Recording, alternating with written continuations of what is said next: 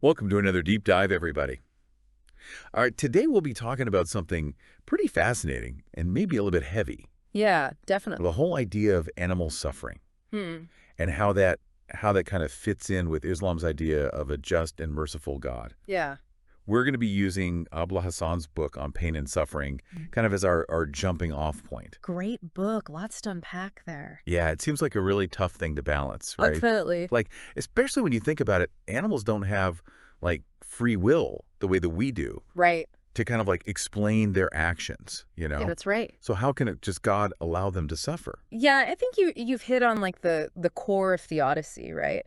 Which is trying to basically square the idea of a good God with the existence of suffering. And, John Hick, the theologian, he argued that suffering in nature, like with plants going through their life cycle, Right. that doesn't necessarily pose a problem for theodicy. But it's the suffering of creatures that can feel pain. Right. That's where it gets complicated. Yeah, I mean, it's hard to argue with that, right? Yeah. Anyone who's seen their pet get hurt or watched the nature documentary Right. knows that animals can experience real pain. Yeah, and philosopher William Rowe, he used this really powerful example to kind of illustrate this point, right? He asks us to imagine a fawn that's trapped in a forest fire Oh gosh. and is suffering horribly for days before it eventually dies. Mm-hmm. This kind of suffering, seemingly pointless, with no purpose, it really does pose a problem for the idea of a just and loving God. That's a really sad image. Yeah. It's hard not to wonder why that would be allowed to happen. And it also kind of makes you think, do animals even understand suffering the same way that we do? That is a great question. And honestly, we can only speculate, right? We can observe their behaviors, their reactions, but we can't truly know what's going on in an animal's mind. Right, right. But here's where things get really interesting. Okay. The Qur'an actually offers some pretty unique perspectives on animal consciousness. Okay, I am all ears. Okay, great. I am ready to have my assumptions challenged. So, scholar Sarat Talili Hmm. points out that the Qur'an actually depicts animals, like ants and hoopoes, actually speaking. Hold on, wait. Yeah. Talking animals in the Quran. Talking animals in the Qur'an. I don't know if I've ever heard that before. Yeah, I mean, it's not something you hear every day, right? Right, right. And it really challenges the idea that humans are the only ones Okay. with this level of consciousness, of intelligence Yeah. that allows for communication, understanding. Right. And Shalili argues that these depictions, they aren't just like symbolic or metaphorical. They suggest that animals have a level of awareness and understanding that we don't often give them credit for. Okay. I'm definitely intrigued. Okay, good. What are some examples of these talking animals? Oh, absolutely. Yeah. So there's the well-known story of the ant Mm. warning her colony about Solomon's approaching army, right? Right. Right. What's really fascinating is that she uses this verb form in Arabic that suggests she's addressing like a rational group, not just instinctually reacting to danger, right? Right. It suggests a level of communication that's based on reasoning and understanding. Oh wow. So it's not just like Yeah. survival instincts kicking in. It's like Right. trying to get information across, making sure everyone's safe. Exactly, Yeah. exactly. And then you have the story of the hoopoe, Okay. who reports back to Solomon about the Queen of Sheba Oh. and her people worshiping the sun. Right. And the hoopoe actually expresses perplexity at their actions. Right. Seemingly based on this rational understanding of their misguidance. So the hoopoe's not just like, Yeah. giving information. It's like Right. giving an opinion. Exactly. Almost a judgment, A judgment. Yeah. And Chalili argues that this suggests a level of awareness that goes beyond just pure instinct. Right. Right. It seems like the hoopoe arrived at this conclusion through observation, reasoning, Mhm. which indicates this much more complex level of consciousness than we typically give birds credit for. Yeah, I mean, so if we're accepting that the Quran is suggesting that animals have this higher level of awareness, does that make the problem of suffering even more? Yeah. difficult to reconcile with a just God. Right. And I think what's also interesting is that, the Quran presents animals as living in accordance with divine will, having a purpose. So there's a reason. Within the overall creation. There's a reason for them, even if it's not obvious to us. Precisely. Okay. So take bees, for example. Okay. Quran, 16.6869, God uses the same verb, aha, to describe communicating with bees. Okay. As he does when revealing scripture to prophets. Oh, wow. Right. So it's like they're being given instructions, like they're following this divinely inspired blueprint, so to speak. That's one way to interpret it, and it suggests that animals, in their own way, are fulfilling a divine purpose. They're playing a role in this grand scheme of things, and the Sufi mystic Ibn Arabi even went so far as to suggest that animals, they might have even a more direct connection to God than humans do. Because of their simpler, more naive nature. I mean, yeah, it's almost like they're not like bogged down right by all of the complexities and kind of distractions that we are totally as humans. And the Quran kind of reinforces this idea of animals being in tune with God. Right. So several verses describe animals praising and submitting to God. Even if we might not fully understand how that manifests. Right. So they're living in accordance with God's will. But where do we as humans kind of fit into this picture? Yeah, that's a great question. And the Quran, it makes it very clear that humans, we have dominion over the earth. Right. As God's vice regents. Right. So we're entrusted with its care, with its management. Right. But it also emphasizes that animals are created to fulfill a purpose that complements the human role, It's not subordinate to it. So it's not about like one being better than the other. It's about just different roles. Different roles, different purposes. Yeah, in the big tapestry of creation. Exactly. And for instance, Quran 36.7173 speaks about humans benefiting from animals in lots of ways. Right. Transportation, sustenance, companionship, right? And it highlights their inherent obedience and their contribution to the well-being of humanity. Okay, yeah, I'm starting to see kind of this bigger picture here, but we still haven't tackled this central question, right? Yeah. Like if animals are submitting to God's will, if they're fulfilling this divine purpose, are they rewarded or punished for their actions? That is the million-dollar question, isn't it? And that's where Hasan's argument, I think, really gets to the heart of the matter. All right. I'm ready. Lay it on me. Well, to dive into that fully, I think we need to move on to part 2 of our deep dive. Okay. But I can tell you this much. Hasan argues that animals, they're not punished because lacking free will, they're incapable of sinning in the way that humans do. That makes sense, but if they're not being punished, does that mean they're being rewarded? And if so, for what? Yeah. To answer those questions, we'll have to pick things up next time. Okay. All right. I'm looking forward to it. Great. Okay, so where were we? Yeah, we were talking about Hasan's argument. Right. About animals being rewarded. Exactly. So she makes this really compelling case that animals are rewarded. But not in the same way we might think of rewards and punishments. Right. For humans. Okay. So she argues that animals are rewarded for their inherent submission to God's will. Their very nature is to live in accordance with this divine blueprint, so to speak. So it's less about earning a reward through good deeds, right, and more about their existence itself being a form of obedience. Exactly. And that is then worthy of reward. Right. And she proposes that this reward is what compensates for the suffering that they experience in this life. So it's like it suggests that their suffering isn't, random, meaningless. It's not just arbitrary. It's part of this larger equation, It's balanced out by this reward that they're receiving for just being. Yeah, for fulfilling their divinely ordained, Right.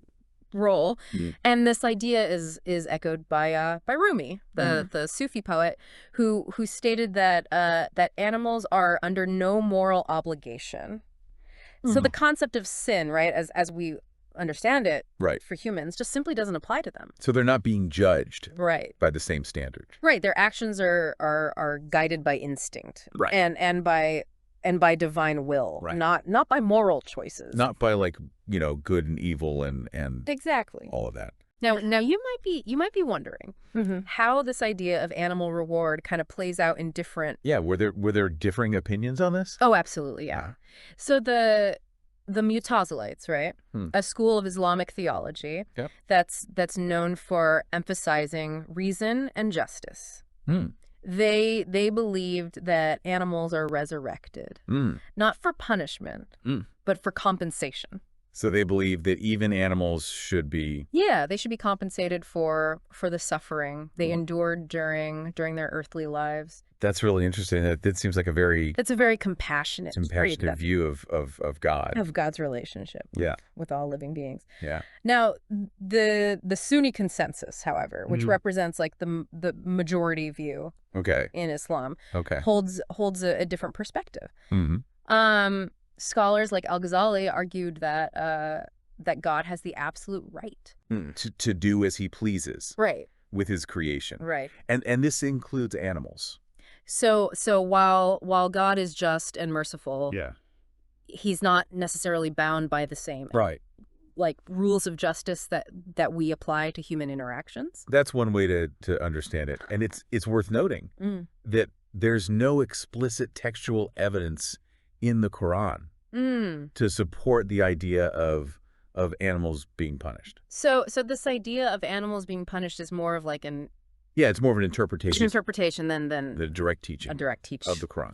And Rashid Rida, a prominent Islamic scholar, he attributed the belief in animal resurrection for the purpose of compensation, specifically to the Mutazilites, highlighting their emphasis on justice for all beings. So we see this kind of tension here, right, between these different interpretations. Some emphasizing God's absolute power, others focusing on his justice and mercy extending to all creatures. Just all creatures. Yeah, and this brings us to, I think, a really key part of Hasan's argument. Which might help kind of bridge this gap, right? She suggests that the Quran actually supports the idea of animal resurrection and an eternal reward. Hold on. Yeah. Animal resurrection. Animal resurrection. We're talking about like animals being brought back to life? Along with humans on the Day of Judgment. Along with humans on the Day of Judgment. That's exactly what she's suggesting. Okay, now this is getting really interesting. Yeah. I mean, I'm familiar with the concept of human resurrection in Islam. Yeah. But I've never really thought about animals. The possibility of animals being resurrected. Yeah. Yeah. Where does she get that idea from? So she points to some really powerful imagery in the Quran, specifically Quran 81.113. Okay. This passage describes the events of the Day of Judgment. Right. And one of the events that's listed is the gathering of beasts. So we're talking about end time stuff here. Yeah. End time. Okay, but I imagine there are different interpretations. Of course, yeah. Of what that gathering actually means. Absolutely. Yeah. Some scholars interpret it as like a symbolic representation of death. Right. While others see it as this literal gathering for judgment or even chastisement. It's amazing how one verse can have so many can give rise to different interpretations. To such diverse interpretations. Yeah. Absolutely. What's particularly interesting though is that the specific verb that's used in this passage, husharat. It doesn't typically denote death in the Quran. It's more often used to describe a gathering. So that lends more weight to the interpretation of. Yeah, of an actual gathering. Of an actual gathering, not just the end of their earthly lives. Right, right. And if we look even further, Quran 6.38 explicitly states that all creatures, including those that crawl and fly, will be gathered before their Lord. Okay. I mean, that seems... It seems pretty clear cut. Yeah. Right. The Quran's talking about this final reckoning that includes animals. Not just humans. Not just humans. And Al-Razi, a prominent Islamic scholar, he interpreted this verse as confirmation that the concept of resurrection applies equally to humans and animals. So it's not just about us. Yeah, we're not the only ones being judged. Being judged. For our deeds, like animals are part of this. They're part of this cosmic event. This cosmic event, yeah. And remember, the Mutazilites, they believed that this gathering, it served the purpose of compensating animals for their suffering in this world. Right. It's a way of restoring balance, making sure that justice prevails. Right. And so it brings us back to Hasan's argument, right? She's suggesting that the very fact that animals are resurrected, that they're gathered before God, points to this form of reward, a recognition of their existence, of their experiences. Right. And this is a really powerful kind of counter argument to the idea that their suffering is just like meaningless. Meaningless, arbitrary. Yeah, exactly. Even if the Quran doesn't explicitly detail the specifics of this reward, it affirms that their story doesn't end with earthly life. That's really hopeful. It is hopeful. It suggests that there's this greater purpose. Great purpose to their existence. Yeah. To their existence. This continuation beyond what we can see. Beyond what we can perceive, right? Yeah. In this material world. And then that brings us back to the core question, right? How does Islam reconcile the concept of a just and merciful God with the reality of animal suffering? Okay, so where do we go from here? Well, to fully unpack that, we'll need to move on to the final part of our deep dive. Okay. Yeah. Okay, so let's get into this final part then. I'm ready to hear how Hasan kind of brings all these ideas together. Okay, so her argument, it really boils down to a few key points that we've kind of been hitting on, throughout this whole deep dive. Right. So first, she challenges this idea, this assumption we have about animal consciousness. Okay. Right. The Quran, she argues, portrays animals not just as these like mindless creatures, but as beings that have a level of awareness and even a capacity for reason. Right, like we talked about with the ant and the hoopoe. Exactly. Both kind of displaying this rational thought. Yeah, this rational thought, communication. And then, and that leads to her second point, which is that animals are created with this purpose. Right. Right. They're living in accordance with this divine will. And their submission to this will, their inherent obedience is really like a defining. Yeah. So they're fulfilling this role that's characteristic, and assigned to them this part that they play. Right. In creation, even if we don't. Even if we don't fully grasp what that role is. Yeah. And then we come to her third point, which is that while animals are incapable of sin, because they lack free will, they're nevertheless rewarded for their submission to God's will. So it's like their obedience. Yes. Their very nature is what earns them this reward. Yeah, is what earns them this reward. And if you remember, Hasan, she proposes that this reward is what compensates. Right. For the suffering. For the suffering they experience. They experience in this life. Right. Right. So their suffering, it's not meaningless. It's not arbitrary. It's part of this larger cosmic balance. Right. It's all part of this bigger picture. Yeah. And finally, she brings in this idea of animal resurrection. Right. And this final gathering before God. Right. As supported by these Quranic verses, which really reinforces this notion that their story doesn't end. It doesn't end at earthly death. With earthly life, exactly. Yeah, and so even though we might not, completely understand the hows and the whys of animal suffering, we can kind of find some comfort, some solace in this idea that there's this greater purpose. There's this greater purpose at play. At play, yeah. That God's justice kind of encompasses everyone. All beings, not just humans. Not just humans, yeah. That's the essence of Hasan's argument.